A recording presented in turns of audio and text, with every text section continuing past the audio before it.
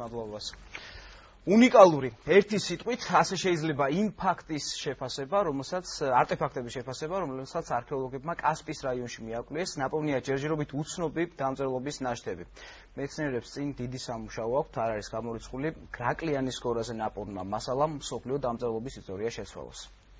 ყველაზე მთავარი, რაც აი ამ ტაძარში აღმოჩნდა, გახლავთ ცენტრალურ საკურთხეველზე პოსტამენტის შუბლზე ამოკვეთილი წარწერა, აი ეს წარწერა, აი ნახეთ, აი ეს წარწერა. დღემდე უცნობი დამწერლობის ერთსტრიქონიანი წარწერა არქეოლოგებმა გრაკლიანის მთაზე, კასპიის მუნიციპალიტეტში აღმოაჩინეს. მეცნიერების ვარაუდით ძველი წელთაღრიცხვით მე-7 საუკუნის ტაძრის ნანგრევებში აღმოჩენილი ეს მინაწერი ერთ-ერთ ღვთაებას ეძღვნება. აი ეს კერამიკული ფორმები, რაც აქ არის, ანუ ჭურჭელი შემოტანილი, ეს არის ის შეწირულობები, რაც ამ მოსახლეობამ მოიტანა და შესწირა ღვთაებას. იმ ღვთაებას, რომელსაც მიუძღვნეს თავის დროზე ეს წარწერა. და ამ წარწერის მნიშვნელობა გახლავთ ის, რომ ის არის ყველაზე ძველი წარწერა, რაც აქამდე აღმოჩენილა საქართველოსა და კავკასიის ტერიტორიაზე. გრაკლიანის გორაზე არქეოლოგიური სამუშაოები ახლა ყველაზე აქტიურ ფაზაშია შესული.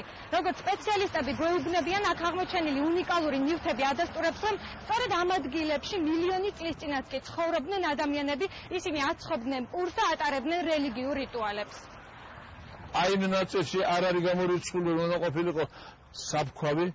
ეკლესიის გვერდით მდებარე სენაკში გათხრებისას ხორბლის საფქვავი და ღუმელიც აღმოაჩინეს. პურის ცხობის უძველეს ტექნოლოგიას ექსპედიციის კიდევ ერთი მონაწილე გვაცნობს. აქედან არის ცეცხლის სასანთები, ცეცხლი ახურებდა იმ მოედანს, ის გადახურული იყო გუმბათოვნად, ახურებდა იმ მოედანს, შემდეგ შეაწყობდნენ შიგ პურს, დაუხურავდნენ აქედან გამოსატან ნაწილს და პური ცხებოდა. შემდეგ როცა ჩაქრებოდა ცეცხლი, აი ეს განყოფილება როა იქიდან გამოქონდათ ნაცარი. მიწის თითოეულ მტკაველს ჯერ დანით, შემდეგ კი ფუნჯით ასუფთავებენ. უხეში იარაღების გამოყენება აკრძალულია, რადგან შესაძლოა ძვირფასი არტეფაქტები ნებისმიერ ადგილზე აღმოჩნდეს. თიხის ჭურჭელი, სანაყი, რომელშიც წამლებს ფქვავდნენ. ეს თბილისის სახელმწიფო უნივერსიტეტის სტუდენტების რამდენიმე თვიანი შრომის შედეგია. აბსოლუტურად უნიკალური აღმოჩენა არის, იმიტომ რომ საქართველოში დამწერლობის გამოყენების 2700 წლიან ისტორიას ცხადყოფს. მე დარწმუნებული ვარ, რომ ეს არა მხოლოდ საქართველოს მასშტაბით, მთელი მსოფლიოს მასშტაბით უდიდეს ინტერესს გამოიწვევს. გრაკლიანის არქეოლოგიური გორის, ასე ვთქვათ, ღია მუზეუმად ქცევის სამუშაოები მიმდინარეობს, გადახურვები, კონსერვაცია გაგრძელდება ამ ტერიტორიის. წლის ბოლოს ეს პირველი ორი ეტაპი დასრულებული იქნება.